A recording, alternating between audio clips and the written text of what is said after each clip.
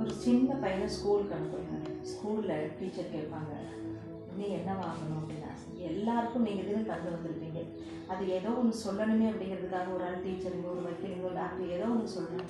ஆனால் கொஞ்சம் காலம் படிக்க அவங்களுக்குள்ள ஒரு புரிதல் வர நம்ம என்னவா மாறலாம், நம்மளுக்குன்னு ஒரு ஆசைகள் இருக்குது அப்படிங்கிறத எடுத்துக்கிறாங்க. அப்போ ஆசைகள் இல்லாதவங்க யாரும் இல்லை. ஆனால் எல்லாரும் தான் என்ன நிலைமையை அடையணும் அப்படிங்கிற ஒரு வேலையில் போய் உட்காராங்களான்னா இல்லை. படித்த படிப்பு ஒரு படிப்பாக இருக்குது, செய்கிற வேலை ஒரு வேலையாக இருக்குது. ஆனால் அந்த படிப்பு சரியில்லை, இல்லை யார் சரியில்லை, ஆனால் அந்த வேலைக்கு போனவங்களும் இருக்கிறாங்களே. இப்படியெல்லாம் நம்ம கவனித்து பார்க்குறோம்.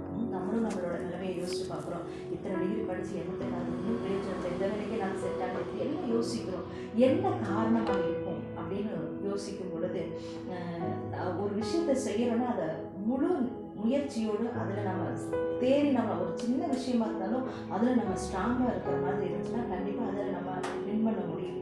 இதைத்தான் வேதத்தில் ஒரு வசனம் சொல்லுகிறது, தன் வேலையில் ஜாக்கிரதையாக இருக்கிறவனை நீ கண்டால் அவன் நீசருக்கு முன்பாக இல்லாமல் ராஜாக்களுக்கு முன்பாக நிற்பான். அப்போ தனக்குன்னு ஒரு வேலை, தனக்குன்னு ஒரு காரியம் எதை நீங்கள் எடுக்கிறீங்களோ அதில் ஃபுல் ஃபோக்கஸாக இருந்தால் மட்டும்தான் என்ன செய்ய முடியும்னா உங்களால் அதை சக்ஸஸ் பண்ண முடியும். இல்லைன்னா அதை நானும் தான் செஞ்சுருக்கேன், நானும் தான் பண்ணியிருக்கிறேன், ஆனால் எனக்கு இல்லை அப்படிங்கிற ஒரு இது நானும் தான் அப்படிங்கிறத செய்கிறதுக்கு நம்ம அழைக்கப்படலை.